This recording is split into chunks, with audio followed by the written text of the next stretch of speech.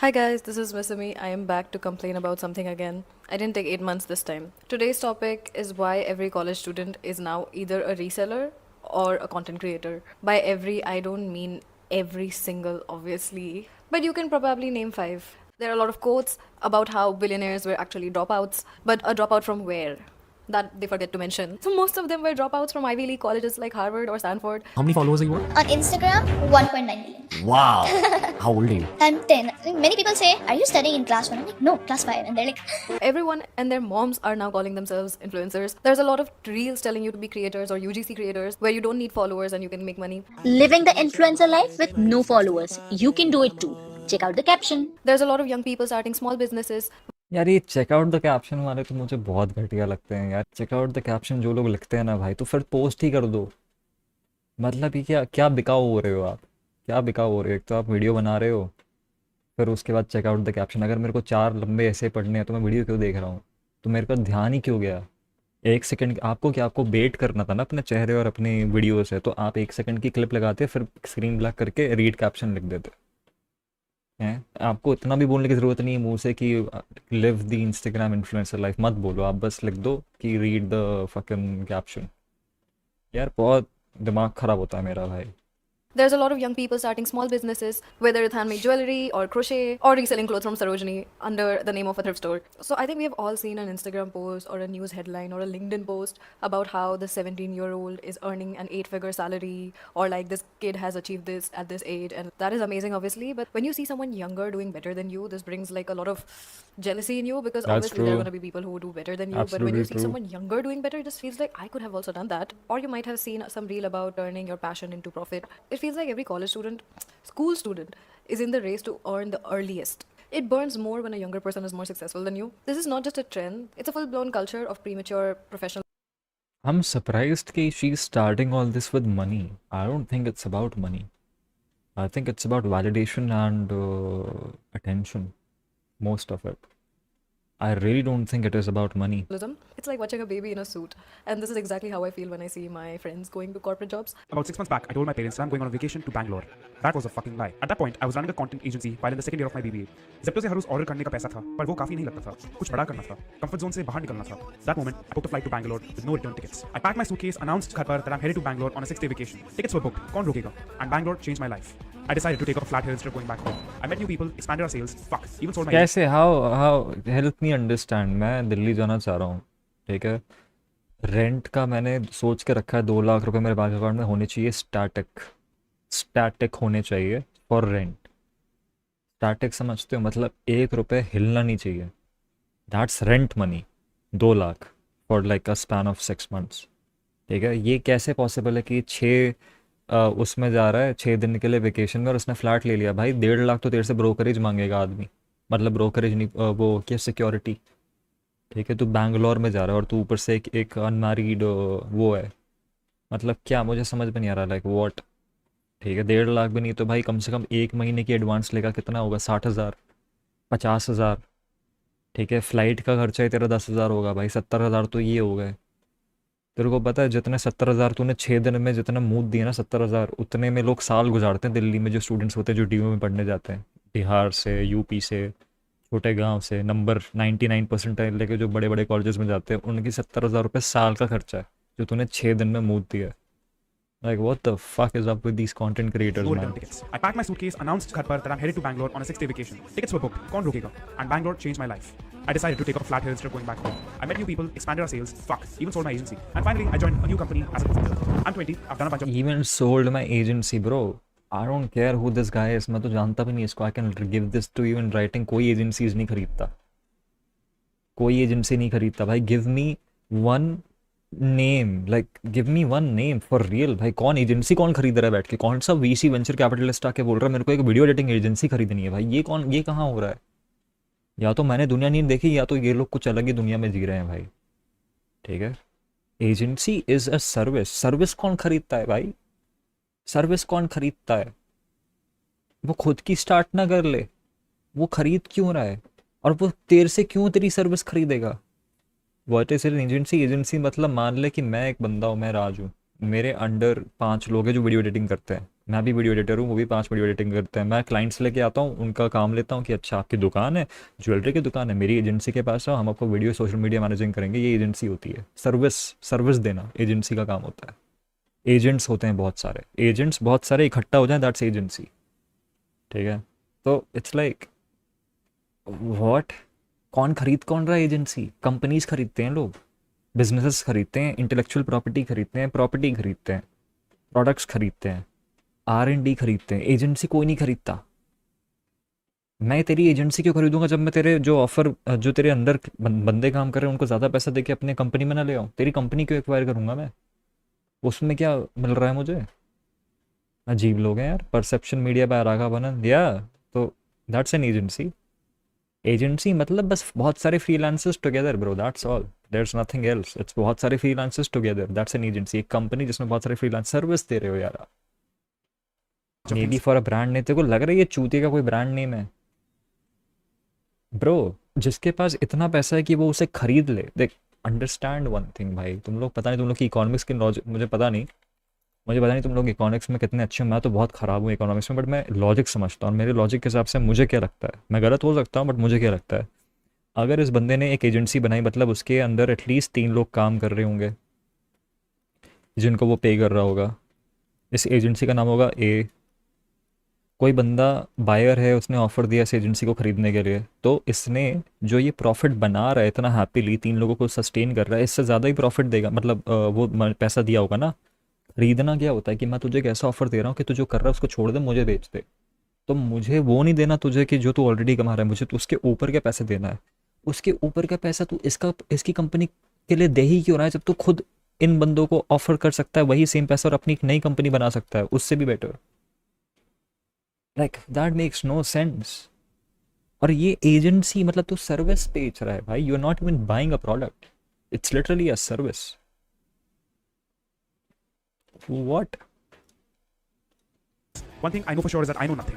If I had convinced myself that the extra pocket money from running the agency was enough, I would have never left. पर कहीं पहुंचने के लिए कहीं से निकलना पड़ता है. Follow me for more. So this extra pocket money for running the agency. अगर तेरे को सिर्फ वो पॉकेट मनी दे रही थी तो फिर कोई उसे खरीद क्यों रहा है उस चीज़ को?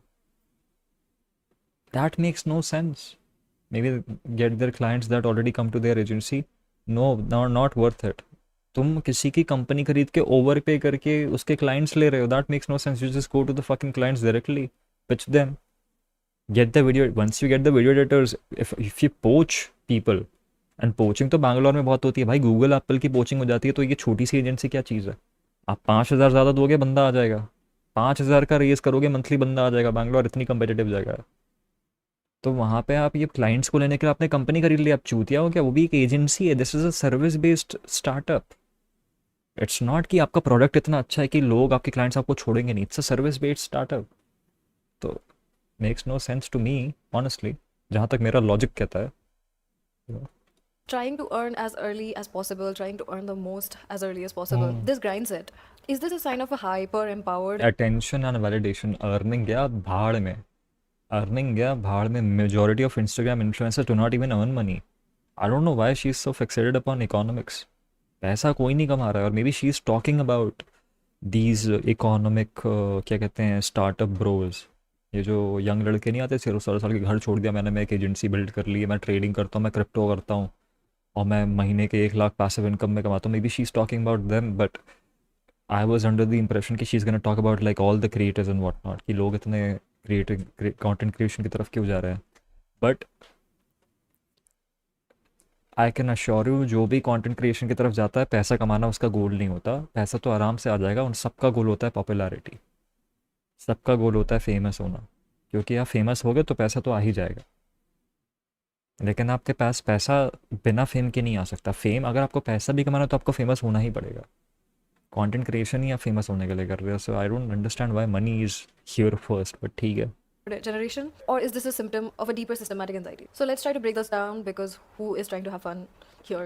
The anatomy of the grindset mentality. So the grindset isn't just about working really hard. It's a specific ideology that glorifies monetizing every hour you have, trying to be as productive as possible. Your sole purpose of your life is how productive you are. Like, wake up at 3 a.m. when the sun is not even up. Take a cold shower. During school, I wanted to start a handmade business, and that failed. Then I started a thrift store, and then I started importing. I have done anything and everything that could potentially pay me. I tried learning crochet, then I tried learning jewelry making, and my first thought throughout was that how do I sell this? Something that is supposed to be a hobby. Before I turned this completely into LinkedIn, I don't use LinkedIn anymore. It is a belief that every hour not spent earning is wasted. Every hobby that you have should be a side hustle. Your entire worth as a human is defined by how much you're earning or how productive you are. There's a lot of cultural validation that comes with being the youngest at doing something or to achieve a financial milestone. There is like a lot of pressure that I want to support my parents as soon as possible. This is not just a race for money, it's also a race for societal respect. Giving a personal example, I went to a design college, but I decided to not sit for placements and instead continue with my Instagram because brand sponsorships pay way more than a corporate job would around me. Muskan is earning around 30 lakhs a month just from Instagram subscriptions alone. मैंने काफी Indian creators को देखा है मुस्कान को criticise भाई एक तो ये आदमी तो भाई अलग ही है भाई, ये आदमी तो अलग ही है करते हो कि भाई। ये तो थर्ड स्टेप बना रही है, क्रिंज कंटेंट बना रही है, but honestly I don't see anything wrong with it and why you shouldn't as well. Indians का ये ऑब्सेशन है विद सेल्फ रिस्पेक्ट, वी जज अदर्स टू मच। यार ये क्या क्रिंज कंटेंट बना रहे हैं, I would never sacrifice my self respect for money. सुनने में बुरा लगेगा but you don't have any respect in the first place, you are a nobody. तुम्हारे पास क्या है अदर देन योर ईगो? तो बिजनेस में ईगो की कोई जगह नहीं है। Entrepreneurship is a cut throat place and if you stick to such insignificant ideals like ego and Bro, like, see, I get it. I get it if someone sits and says मुस्कान करे को गाली नहीं देनी चाहिए, but इसको entrepreneurship कहना, is like a performative reach भाई। It's a performative reach भाई। मतलब तू परफॉर्मेटिव मेल्स को भी ना वो एक तरफ खड़े होके बोलेंगे कि भाई ये चूतिया हमारे साथ नहीं है, उन्होंने देख लिया तो ठीक है। मतलब भाई तू भाई एलओसी लद्दाख क्रॉस कर चुका है परफॉर्मेटिव मेल्स की। भाई तू क्या कर रहा है, तू क्या कर रहा है दोस्त? ये मैं तो जानता भी नहीं इस बंदे को। मैंने इसकी बस ज़िंदगी में एक रील देखी है जहाँ पे ये बोल रहा था कि भाई मेरा कपड़े का बिजनेस मेरी गर्लफ्रेंड ने बनाया एक्चुअल में, क्योंकि वो वो बैक एंड का सारा काम संभाल रही थी। ठीक है, तो भाई तू बहुत लकी इंसान है, तेरी गर्लफ्रेंड तेरे को मदद करती है। बस उतने में ही रहे भाई। Please do not go out of your way to do you know whatever the fuck you're doing these days. Just stick to whatever, अपनी 4 कपड़े वगैरह फाड़ के अपनी गर्लफ्रेंड को दे सिलने को, that's good for you. Please do not call it entrepreneurship भाई।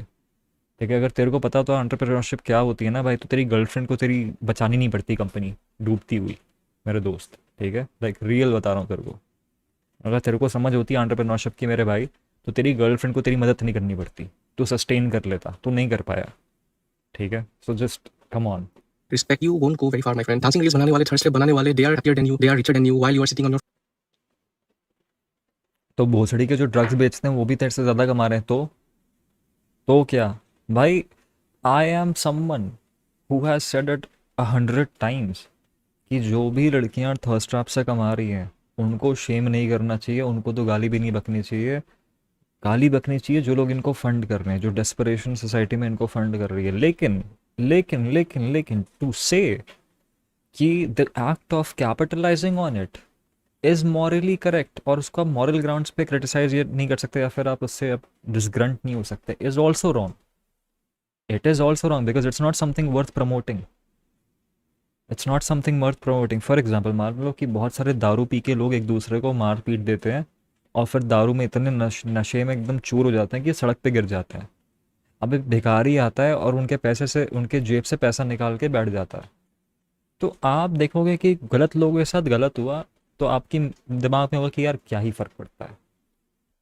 ठीक है, लेकिन फ़र्क बहुत पड़ता है। आप ये नहीं कह सकते कि हर बार जब वो नशे करके नीचे गिर जाए तो कोई आके उनके पैसे निकाल दे। वो हो रहा है तो आप चुप रहो या फिर आप उसको देख के बोलो कि हाँ ठीक है whatever, it's one thing, to validate it is another thing. Validation मतलब कि आप पुश कर रहे हो उस तरफ। तो मुस्कान कारिया जो कर रही है उसमें मुस्कान कारिया को गाली पड़ रही है नहीं पड़ रही है, आपका जो ओपिनियन है कि यार नहीं देनी चाहिए, लोग ही गलती है, दैट्स वन थिंग। टू से कि ये अच्छी चीज़ है, ये एंटरप्रेन्योरशिप है, इज अनदर थिंग। ठीक है, आप उस चीज़ को वैलिडेट कर रहे हो, आप उसको प्रमोट कर रहे हो एक तरीके से, that's not true. your phone scrolling through the reels and making a fuss about it. तुम्हें क्या लगता है कि जो बंदा तुम्हारी सिटी में Lamborghini चला के घूम रहा है, he gives a damn about things like ego and morals, entrepreneurship? ये देखो जो बंदा लैम्बोर्गिनी, ये वही बहनचोद एंड्रू टेट है, कैम गर्ल्स को फंसा के, ठीक है, अबडक्ट करके उस पता नहीं दुनिया भर की ह्यूमन ट्रैफिकिंग चार्ज, ग्रूमिंग के चार्जेस लगे, ह्यूमन ट्रैफिकिंग के चार्जेस लगे हैं। मतलब आदमी के पास बस ये वही है भाई, ये what colour is your Lamborghini वाला है भाई। ये क्या what colour is your Bugatti, sorry भाई, क्या है ये भाई, क्या लॉजिक क्या है ये, लॉजिक क्या है भाई ये? में एक बहुत बड़ा मिसअंडरस्टैंडिंग है कि you have to provide some kind of value to be able to make money and it's so far from the truth that traders कोई वैल्यू प्रोवाइड कर रहे हैं सोसाइटी में, क्या प्रोफेशनल गेमर्स कर रहे हैं, चलो एंड्रयू टेट क्या ट्रेडर्स कोई वैल्यू प्रोवाइड कर रहे हैं सोसाइटी में? जो बंदा तुम्हारी सिटी में लैम्बोर्गिनी चला के घूम रहा है, he gives a damn about things like ego and morals. Entrepreneurship में एक बहुत बड़ा मिसअंडरस्टैंडिंग है कि you have to provide some kind of value to be able to make money and it's so far from the truth that traders कोई value provide कर रहे हैं सोसाइटी में, एंटरप्रेन्योरशिप में एक बहुत बड़ा मिसकंसेप्शन है, ये बोल रहा है कि आपको वैल्यू प्रोवाइड करनी पड़ेगी पैसे कमाने के लिए। ये कह रहा है एंटरप्रेन्योरशिप में ये फंडामेंटल जो रूल है, ये मिसकंसेप्शन है भाई। और आई होप ये जो सिमी है, she roast the living fuck out of this guy, because if this is supposed to be an actual video which she supports, holy shit, I'm disappointed. भाई ये एक बात कहता है और चार चूतिया बातें होती है उसमें। He is like the Krishna of चूतिया। कृष्णा के बार में जो डबल ऑन्टोंड्रेस ट्रिपल ऑन्टोंड्रेस होते हैं ना, वो इसकी एक लाइन में ट्रिपल रिटार्डेड ऑन्टोंड्रास हैं। ठीक है, मतलब ये एक चूतिया बात कहता है, आपको लगता है वो एक चूतिया बात है, बट उसके पीछे 3 हिडन लेयर्स है चूतिया बातों की। ठीक है भाई, ये बंदा कह रहा है एंटरप्रेन्योरशिप के लिए ये मिसकंसेप्शन है कि आपको वैल्यू प्रोवाइड करनी पड़ती है to be a good entrepreneur. ये मिसकंसेप्ट, सबसे फंडामेंटल चीज़ दुनिया में कोई है तो वैल्यू प्रोवाइडिंग की है। That's literally the core philosophy of capitalism of our existence भाई। लाइक ये तो भाई बिजनेस की बात भी नहीं है भाई, ये तो बिजनेस की बात भी नहीं है भाई। तू अगर तू वैल्यू प्रोवाइड नहीं करेगा तो तेरे को कोई एक्सचेंज क्यों करेगा अपनी वैल्यू तुझसे भाई? पैसा कुछ होता नहीं है दोस्त, पैसा वैल्यू ही है। इट्स टैंजिबल वैल्यू मेरे भाई, दैट इज व्हाट पैसा is. Money is tangible value that we have created. ठीक है, तो वैल्यू जब तक मिलेगी नहीं, कोई अपनी वैल्यू भी देने को बैठा नहीं है फ्री में। अब तू उसको वैल्यू मान रहा है कि नहीं मान रहा है, वो तेरे ऊपर है कि तू ट्रेडिंग को वैल्यू नहीं मान रहा है। तुझे पता ही नहीं स्टॉक मार्केट कैसे काम करता है चूतिए।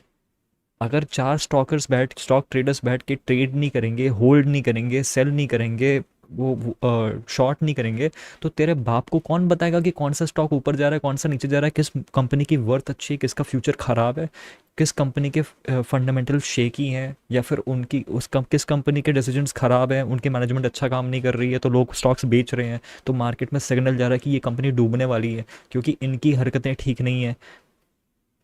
तो क्या लगता है स्टॉक्स वाले क्या करते हैं? बस ऐसे ही नंबर दबाते रहते हैं बैठ के। चूतिए, एक इंसान जो स्टॉक ट्रेडिंग करता है ना, वो मार्केट में एक सिग्नल दे रहा है कि भाई मुझे क्या लगता है इस कंपनी का पर्सनल मेरा एनालिसिस क्या है कि ये आगे जाके ग्रो करेगी कि नहीं करेगी। That's the fundamental basic of trading. You sell shares based on one simple idea कि ये कंपनी जिसमें मैंने पैसे लगाए हैं ये अच्छा काम कर रही है कि नहीं कर रही है। That's it. तो जब तू वो कर रहा है ना, जब तू क्लिक करता है ना बाय या सेल, जब तू बाय कर रहा है मतलब तू बाकी दुनिया को बता रहा है कि मैं इस स्टॉक के थोड़े ज़्यादा पैसे देने तैयार हूँ क्योंकि मुझे लगता है ये कंपनी जो है ये अच्छा काम कर रही है, ये प्रॉफिट बनाएगी, इसके एम्प्लॉयज़ अच्छा काम कर रहे हैं, मैंने रिपोर्ट्स पढ़ी हैं, वटेवर। और जब तू सेल करता है तो उल्टा होता है कि भाई ये कंपनी डूबने वाली है, इसका फाउंडर देखो अभी बिस्तर पे पकड़ा गया 4 लड़कियों के साथ, और इसका मैनेजर स्कैम करके बैठा है, और ये तो भाई तुझे वैल्यू नहीं दिख रही क्योंकि तू गंवार है भाई। तुझे नहीं पता कि ट्रेडिंग क्या होती है क्योंकि तू गंवार और अनपढ़ है, और तू भाई कपड़े सिलना भाई तू क्यों कर रहा है ये सब? norms of society. No, I had to change my mindset for that. See, I'm not trying to flex, but I can guarantee you that as long as there are people like me who are ready to throw their ego out of their way to make money. बेटे, जिस चीज़ को तू ego कह रहा है उसको दिमाग है, उसको दिमाग कहते हैं। तू ईगो को अपने दिमाग से कंफ्यूज कर रहा है। You are not throwing your ego out to make money, you are throwing your fucking brain out and you are still at loss. तेरी गर्लफ्रेंड को तेरे पैसे बनाने में मदद करनी पड़ रही है। So just like come on, You will always be 10 steps behind your dream life. So let this reel be an eye opener for you. Final note, देखो चीजों को एक positive mindset से देखना शुरू कर दो. How can you use what you're seeing on your screen to your own advantage instead of complaining and judging it? Trust me, it will change your life. This mindset is the engine behind the creator reseller boom. A report in 2023 says that India had about 8 million creators, part of a larger passion economy of 200 million people. It is projected to reach the value of $500 million by 2025. Keeping like the numbers aside, it is actually true that like a lot of people don't know how to do their jobs. A lot of people can't hold a conversation even after having a degree. Like there was this video I saw of grown ass people in colleges being asked, would you prefer a girl that is feminine or masculine? And a lot of people assume that the feminine means feminist, and that is something that relate with the negative word. Will you date a feminine girl? No. Will you rate a feminine girl?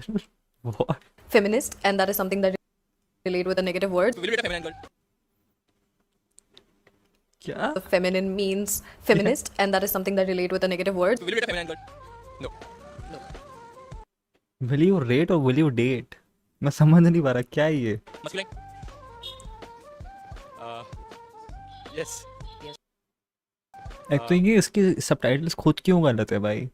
ये यहाँ पे इन बच्चों का मजाक उड़ा रहा है कि उनको नहीं पता फेमिनिन क्या होता है, मैस्कुलिन क्या होता है, बट तुमने स्पेलिंग ही खुद गलत लिखी है. यहाँ पे भी तुमने रेट लिखा है डेट की जगह. तो भाई Yes. Yes. Will you date a feminine girl? No. No, of course not. उसका कोई मसलिन चलेगी? Probably. यार पता है इन वीडियोस की पता है प्रॉब्लम क्या है कि see I get what they are trying to do, इसमें कुछ ख़राब नहीं है, बट आई नेवर नो कि ये चार क्या तुम्हारा सैम्पल साइज 100 का था जिसमें से ऐसे 4 नमूने निकले हैं कि भाई 10 का था और ऐसे 4 नमूने निकले हैं. That's what I really I am concerned about. ऐसे चूतिया तो सोसाइटी में बहुत है, बट कितने हैं ये बताओ ना मुझे. क्या मैं माइक लेके अगर 100 लोगों के पास जाऊं तो उनमें से 4 लोग ऐसे हैं कि 40? ये बताओ मुझे. तो ये इसको देख के पता नहीं चलता मुझे. Lord knows what they're actually learning. Like people are passing exams, but they are not qualified for jobs. अरे हम तो गरीब हैं. एक गरीब किसी को क्या दे सकता है? हम जैसे लोग तो गरीब पैदा होते हैं, गरीब मर जाते हैं. There is a huge difference in a student that goes to an IB school versus a student in state or CBSE board. A lot of things are not taught. For example, if your parents or your elder siblings have gone to an Ivy college, the students from a very young age are trained to go to these schools. Meanwhile, like a lot of people in CBSE don't even know what the hell is a bachelor's, what the hell is a master's by the time they're in class 10. So many people are doing these side hustles, but schools and colleges are not teaching you very basic things like how to file your taxes. Yeah, it makes sense. यार it's there's just so much. There's just so much, you know, the side hustle thing. मुझे ऐसा लगता है young बच्चे जो आज के ज़माने में जो यंग है उनको साइड हसल अपना पैसा कमाने और फेम से भी ज़्यादा एक चीज़ तो ये है कि भाई दूसरों को देख के फोमो होता है. इंडियन सोसाइटीज़ में ये बहुत ज़्यादा चलता है, ये कांस्टेंट कंपैरिजन. मैं आपको गारंटी देता हूँ अगर आप एक क्लास पर 2 कंटेंट क्रिएटर बैठा दो, उस क्लास में 100 लोग मतलब 10 लोग ट्राई करेंगे कंटेंट क्रिएशन का, not because they want to do it और they want to try it और they are jealous, but because 2 लोग वो कर रहे हैं तो उनको compete करना है उनसे. That's it. That's the fucking ingrained upbringing that Indian households give you. Compete in everything. आप कोई भाई फुटबॉल किसी को खेलना पसंद भी नहीं होगा ना, तो भी फुटबॉल में वो अगर अच्छा नहीं खेलेगा, बाकी लोग अच्छा खेल रहे हैं तो वो सैड हो जाएगा subconsciously, because that's just how Indian parents bring their child up. You know कि तुम्हारे आजू बाजू जो भी पीयर्स कर रहे हैं, you have to sort of keep up with them. You know India, especially Indian schools, they never focus on individuality. They never focus on क्या कहते हैं आपकी individual ideas, you know, आपके individual strengths and weaknesses तो पता ही नहीं होती. तो यंग बच्चे जो कंटेंट क्रिएशन करना चाहते हैं, a lot of them really want to do it because उनकी क्लास में बहुत सारे ऐसे लोग हैं या फिर 1-2 ऐसे लोग हैं जो ये कर रहे हैं और उनको लगता है कि वो पीछे छूट रहे हैं. बहुत कम ऐसे लोग होते हैं जिनको ये फीलिंग नहीं आती कि हम पीछे छूट रहे हैं. You know, so it's like I'm not saying this is the only reason, but this is a major reason. I would say this is 30% there. उसके बाद obviously ये fame और ये validation वो भी इससे interlinked ही एक तरीके से. Like it's less about the you know money and what not कि हमें कुछ successful होना. successful तो मुझे नहीं लगता दूर दूर तक कोई बात है. ये I would जितना मुझे economy समझ में आती है Instagram की, 1 लाख आपके अगर फॉलोअर्स है ना तो भी आप कुछ नहीं कमा रहे हो इंस्टाग्राम से, बिकॉज इंस्टाग्राम डज नॉट पे you a fucking Penney. And ऐसा भी नहीं है कि आपके पास 1 लाख फॉलोअर है तो भाई आप उन फॉलोअर को किसी ब्रांड को पिच करोगे तो आपको पैसे मिल जाएंगे. नहीं, your followers have to be, your follower जो आपके फॉलोअर्स हैं वो उस ब्रांड के ऑडियंस, मतलब जो उनके पोटेंशियल बायर्स हैं उस डेमोग्राफिक के होने चाहिए, तब जाके वो आपको पैसा देंगे. Just because you have eyeballs आपको कोई पैसा नहीं देगा. बहुत सारे ऐसे मीम पेजेस है, सो कॉल्ड मीम पेजेस, जिनके आई वुड से 50,000 सब्सक्राइबर्स हैं, सॉरी फॉलोअर्स हैं, उनको 500 रुपये मिलते हैं एक पोस्ट के. यू नो इंडिया में सिर्फ आईबॉल्स के लिए आपको कोई पैसा नहीं दे रहा. ब्रांड्स भी आपको कॉन्टेक्चुअल आईबॉल्स के लिए पैसे देते हैं कि भाई आईबॉल्स भी हमें उनकी चाहिए जिन जो हमारा प्रोडक्ट खरीद सके, जो इंटरेस्टेड हो. तो बहुत सारी ऐसी लड़कियां जिनके बहुत फॉलोअर्स हैं because they are just very pretty और they show lot of skin but they don't get enough sponsorships and ये कोई देखी देखी बात नहीं है, ये मैंने डिस्कस करी है लोगों से, I know people like that. So it's like it's not money driven mostly. Since it depends on the course you picked. You picked what stream to do when you were in class 10. You were not even grown enough to have like a brain properly functioning. So this is a classic case of if you want something done, then do it yourself. Since the job market sucks, how about we start getting our own jobs? I'm not meant for this corporate 9 to 5 life. मैं तो entrepreneur बनूंगा. Quite literally describing myself. In Western countries, a college student doing a part-time job in a cafe or in a retail store is completely normalized. But in India, it's seen as financial desperation. You No, it's not seen as financial desperation. India में allowed ही नहीं है. Western countries में जब लोग internships, paid internships और ये सब करना चालू करते हैं, दे आर यूजुअली टीनेजर्स और they are high schoolers, late high schoolers. You can get paid gigs in US while you are 15 years old. You can babysit. You can get paid for those things. India में ऐसा नहीं चलता. India में आप legally काम ही नहीं कर सकते unless you are 18+. And when you are 18+, you are in a college जहाँ पे आपकी 75% अटेंडेंस नहीं होगी तो आपको डिबार कर देंगे एग्ज़ाम से, फिर आपसे 10,000 रुपये लेगा चंडीगढ़ यूनिवर्सिटी आपको एग्ज़ाम में बैठने देने के लिए, even though you are 74% there and you might be a topper. भाड़ में गया तुम्हारा टॉपर. उसके ऊपर you are not even allowed to have internships because internships के लिए आपको ऑफिस जाना पड़ता है. ऑफिस कैसे जाओगे? अटेंडेंस खत्म हो जाएगी, अटेंडेंस खत्म हो जाएगी, कॉलेज में बैठने दोगे, कॉलेज में बैठने दोगे, एग्जाम नहीं दे पाओगे, एग्जाम नहीं दे पाओगे, फेल हो जाओगे. तो भाई इंडिया में लीगली नहीं है आप, मतलब there are not legally feasible ways for you to be employed as an 18-year-old. तो that's one there.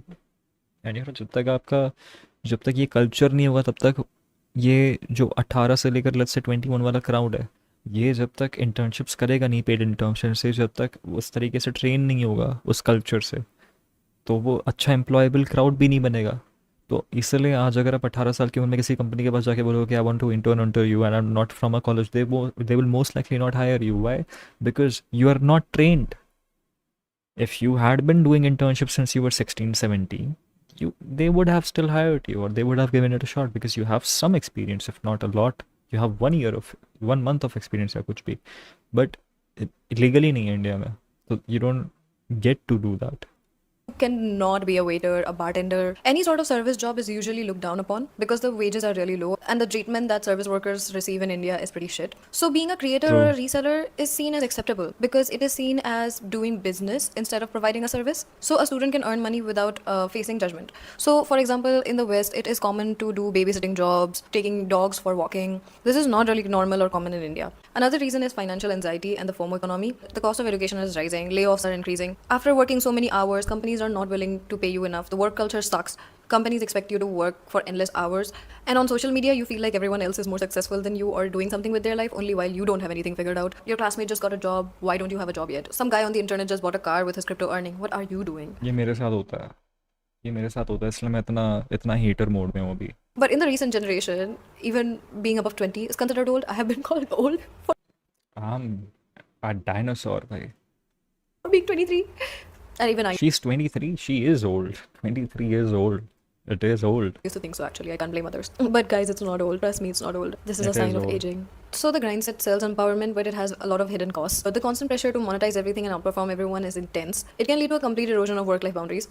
Even your friendships become networking opportunities. So when hustle becomes your identity, how much you're earning and can earn becomes your identity, what happens when you fail? Your self-worth can become tied to your monthly revenue and the likes and the views you're getting. So the privilege paradox. There's this myth of meritocracy. So it is usually said that anyone with a phone can do it, which is partially true. But the playing field is not level at all. Those who can afford a high-end phone, have a reliable Wi-Fi network, and an editing software definitely have it better. There's a clear difference because when I was back in Assam, I didn't have access to a lot of things, a lot of networking events. I didn't have access to like what is happening. But after coming to Mumbai, things got a lot easier. And again, even in my life, once I got an iPhone is when I started earning and creating content on a full scale. Obviously, it is possible to create content on a phone that is not very expensive, but is it? But how many videos do you come across on your feed that are very low quality unless it's a funny video? So when I first came to Mumbai and I saw the economic divide between me and other people, I was very bitter because people were booking full-blown like hotel rooms to film content and I was so angry. If you make fashion or beauty content, for example, it would be so much easier if you're already rich. And a lot of luxury content creators in India, they can create that image because they already have access to these resources. They can say no to brand deals which do not align with them. which is not possible for people who are trying to pay rent with that money. Unlike people who are living in Sobo in a mansion with a roof over their head given by एक साल पहले मैंने बात कर दी थी. I told you, I gave you the fucking blue, क्या बोलते हैं, blueprint to India's influencers.